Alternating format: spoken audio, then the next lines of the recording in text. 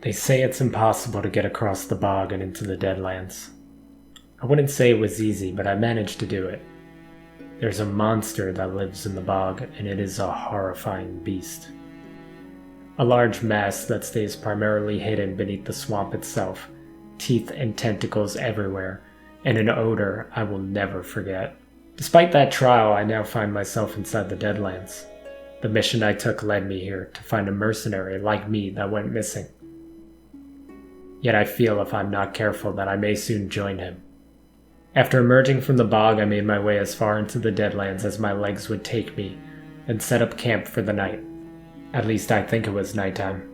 There seems to be some type of barrier around the Deadlands that prevents any sunlight from getting in, so the area is always dark. You can still see what appears to be a night sky, stars and all, yet no light gets in. This messes with your mind in ways you might not expect. When I woke up, it didn't feel like I got any sleep at all, since the sky was still dark. That first night, trying to sleep wasn't easy.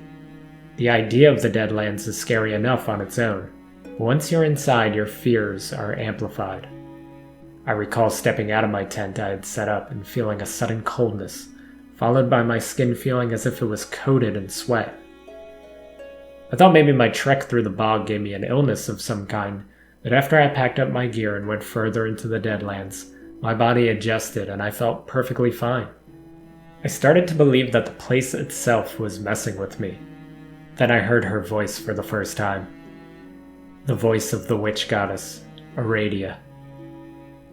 Every day she speaks to me, but for some reason the next day I can't remember a single thing she said.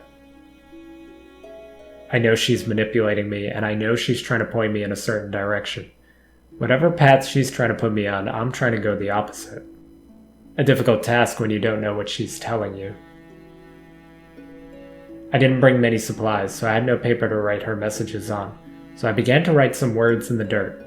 I'd write them near where I sleep so I could check them in the morning, but every morning I wake up the words are either gone or slashed to the point where I can't make out what they say. The latter is worrisome, as you would imagine, because it means Aradia is sending some type of beast to break up the words that are close to me while I sleep. This part of the experience I do remember each day, especially when the words have the markings. So, I set traps for the beast that may be following me. Every few days I backtrack and check the traps, but they're always empty. Aradia's influence clouded my judgment and my thoughts for days, and on one of those days I backtracked through the Deadlands. I got caught in one of my own traps. I felt stupid as I hung in a cage for what felt like days. Desperate, tired, and hungry. I closed my eyes to pray. My family had always prayed to Jeck, the elf god, the one who gave Fennen's life. But as if my words weren't my own, I could only reach out and pray to Aradia. When I finished my prayer and opened my eyes, that was the first day I met her. Aradia, the witch goddess. She who rules the land of the dead.